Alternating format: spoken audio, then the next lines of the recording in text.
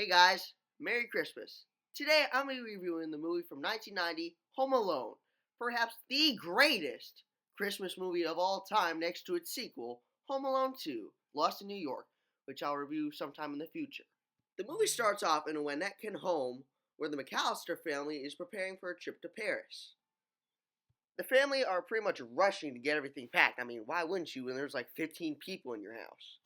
Anyway, at dinner, Buzz, played by Devin Ratray, eats all the cheese pizza, causing his younger brother, the protagonist of the movie, Kevin, played by Macaulay Culkin, to go into outrage, causing a mess at the dinner table. His mother, Kate, played by Catherine O'Hara, berates him and sends him upstairs.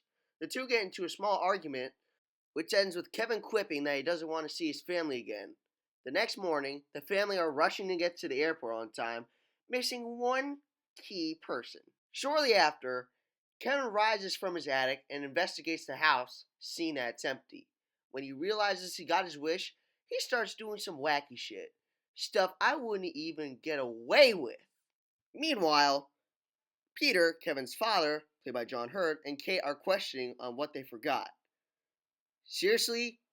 You don't even notice that a single person is gone. Finally, Kate's the one who realizes first. Finally, it took someone to realize. Kevin! Meanwhile, a pair of robbers, Marv, played by Daniel Stern, and Harry, played by Joe Pesci, are planning to rob a few houses down the street. When they go to the McAllister's house, they plan to go down the basement, forcing Kevin to turn on the light in said basement, disinteresting them. Terrified, Kevin hides under his parents' bed. When he realizes he can't be whipped, he goes outside, where Old Man Marley, a man that his brother scared him about in old horror stories, played by Robert Blossom, comes out, terrifying the crap out of him. Meanwhile, Kate calls the family's local police department, who sends one of their officers out, but Kevin doesn't respond. He leaves, angered that his time was wasted. Worried about Kevin, Kate decides to go back on a trip to the United States while the rest of her family stay in Paris. Meanwhile, Kevin starts doing some weird stuff like shaving, going through his brother's room, shopping, escaping the cops, and a lot of other stuff. It's pretty funny. That night, Kevin throws a fake house party when Harry and Marv happen to drive by. They are disinterested after seeing the party. The next day, he also fools a pizza man for good measure. The next day, he goes out shopping, does laundry, and does a whole bunch of other chores. The next day, when Harry and Marv are trying to rob the house, Marv goes by, and Kevin sets some firecrackers. He plays a prank by playing the same movie he pranked the pizza guy with, Angels with Filthy Souls, which is a movie within a movie. This scares Marv enough to flee and run back in the car. Meanwhile, an exhausted Kate, who's traveled through over 3 plane rides, tries to get another one to Chicago. Unfortunately, according to the plane man, I don't know who runs that stuff, but he says there aren't any planes running, causing her to go into a rage until Gus Polinski, played by the late John Candy, the king of polka, offers her a ride to Chicago on their way to Milwaukee because, Chicago is on the way to Milwaukee. That night, Kevin goes to church and, hey, I recognize that intersection from anywhere. It's 11th Avenue and Lake in Wilmette. Anyways, Kevin goes inside the church where he encounters Old Man Marley. He's initially petrified, but Old Man Marley comes to sit next to him, and the two share their backgrounds and give advice to each other.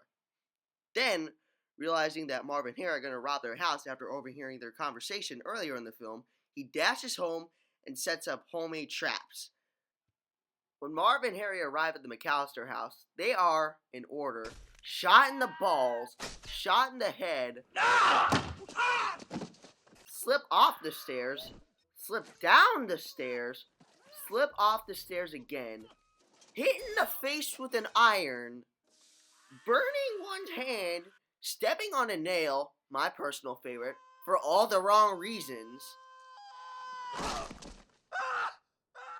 getting his hair singed off by a blowtorch, getting feathers glued onto his face, and stepping on sharp Christmas ornaments. Apparently, Daniel Stern did the stunt himself. So the pain you see in this movie is actually real. Ouch. I'd be in pain too if I'd be stepping on sharp Christmas ornaments.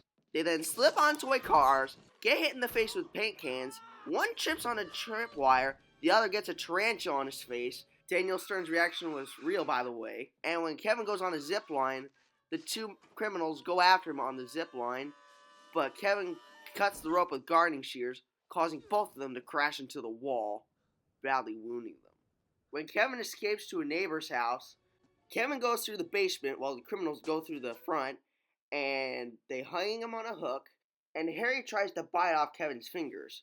Fortunately, Old Man Marley arrives just in time and knocks the criminals out. Shortly after, the police arrive, arrest the criminals, and Kevin goes home and sets the house up for Christmas, reuniting with his family the next morning. Overall, what can I really say about this movie? It's a timeless classic that deserves to be seen at least once. Overall, I'd rate this movie a 10 out of 10.